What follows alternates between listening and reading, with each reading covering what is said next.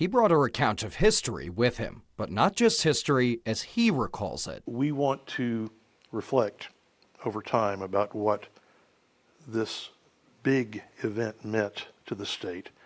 It's a lot of material. It is a collection of about 30 interviews Charton and a small team conducted several years ago about Mel Carnahan and the 2000 Senate race. So we did approach our team, the Carnahan family. We thought it was important to interview them. And they did. Mel's daughter Robin shared a memory with Charton about how her father approached government. I remember my first few months there, I was so frustrated because government was big and slow and it was hard to get anybody's attention and to do anything.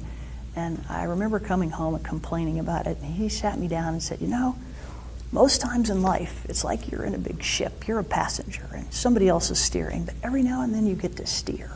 And when you get to steer, you can make just a small course correction, but the difference that makes on this long journey will be really big. That journey to the Senate in 2000 was not going to be an easy one. You'll recall 98 was a rough cycle for Republicans.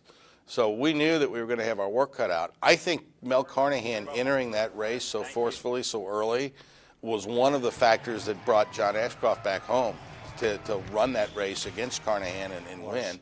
The two of them had a history that was not a whole lot of love lost between the two on either side. And that shaped up to be, if you just look at the history of U.S. Senate races in Missouri, that thing was, you know, that was the major leagues.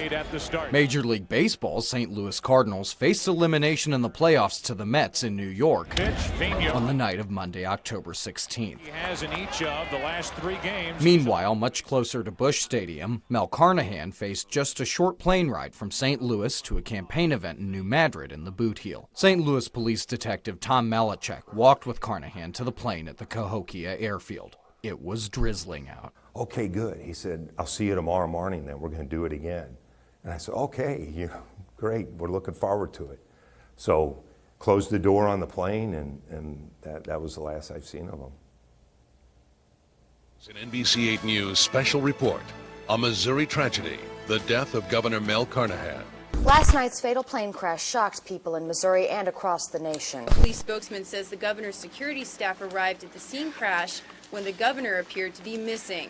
By the middle of the night, confirmation came from family sources that the governor, his son, and campaign manager were killed in the crash. In pouring rain, and we got there, and Mom was there, and we just tried to hold on to each other.